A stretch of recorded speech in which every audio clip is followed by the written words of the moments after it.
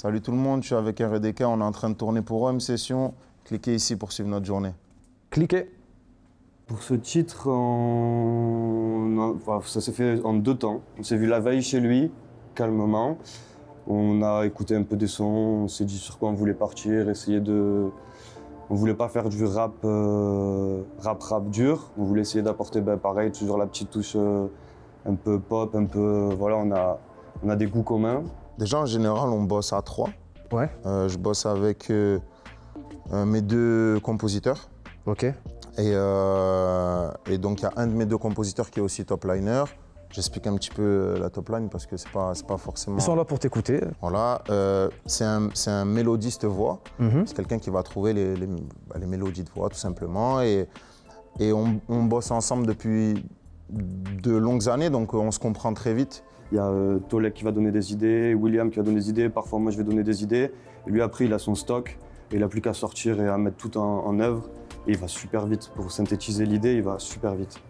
On parle beaucoup, on est en studio tout le temps nous 3, donc on parle beaucoup et je pense que ça aide mes morceaux, ces discussions-là. Ça se fait à chaque fois plus ou moins en one shot. Il arrive au studio, on démarre une prod, est-ce que les accords lui parlent ou pas?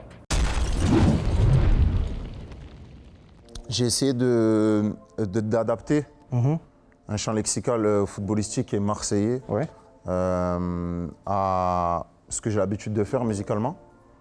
En l'occurrence, j'ai choisi l'amour. J'ai choisi un thème amoureux en parlant de l'OM et en glissant quelques punchs en rapport avec l'OM. Bien senti, d'ailleurs, j'ai eu un penchant particulier pour celle de Mandanda, qui est, cool. Merci, ça qui est fait magnifique. plaisir. C'est sa grande qualité, c'est le texte.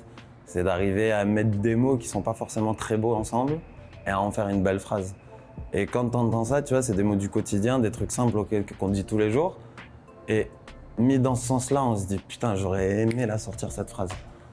Et la première chose qu'on s'est dit, c'est viens, on se dit les moments marquants qu'on a vécu à l'OM. Je savais qu'il fallait des instruments plus ou moins doux.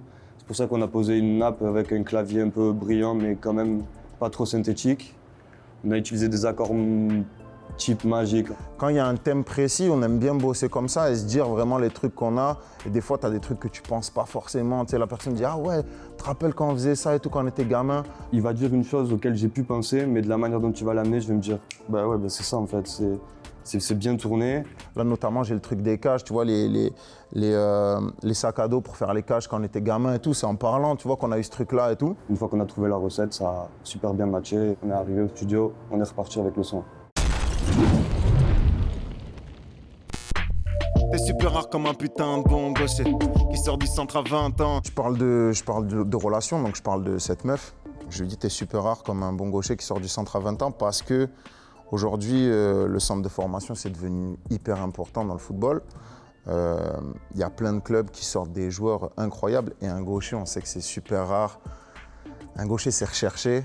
Et c'est exactement le parallèle que je voulais faire avec cette meuf. Renverser la situation comme le 5-4 à Montpellier. On perd 4-0 à la mi-temps. Courbis annonce à la mi-temps, on va gagner 5-4 à Nicolin.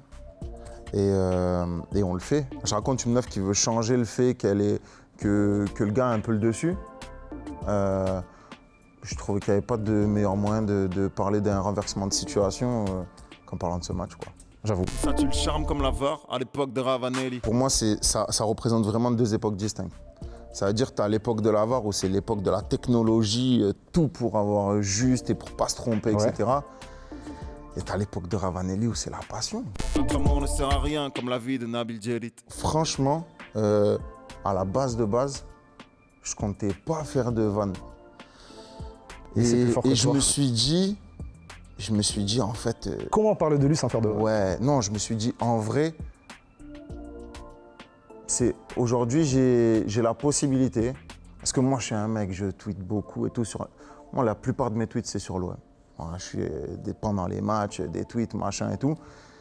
Et lui je le vois beaucoup apparaître sur l'OM, etc. Et je me suis dit aujourd'hui je peux prendre la parole pour les supporters un peu, tu vois. Ouais. Et j'ai dit si je le fais en fait, c'est le moment.